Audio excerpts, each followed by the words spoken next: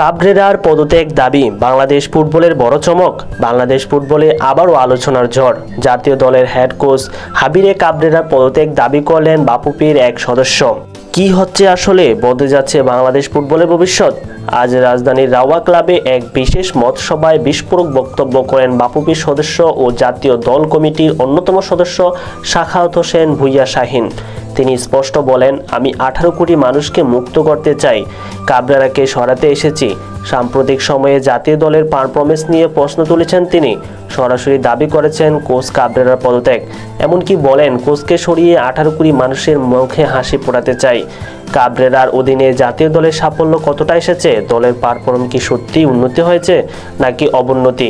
এ পরিস্থিতিতে প্রশ্ন উঠতেই থাকবে, কোচ কি থাকবেন নাকি নতুন কারো হাতে তুলে দেওয়া হবে দলের ভবিষ্যৎ? বাফুফের সভাপতি তাপিত আউয়াল কি সিদ্ধান্ত নেবেন? আপনার মতামত কি?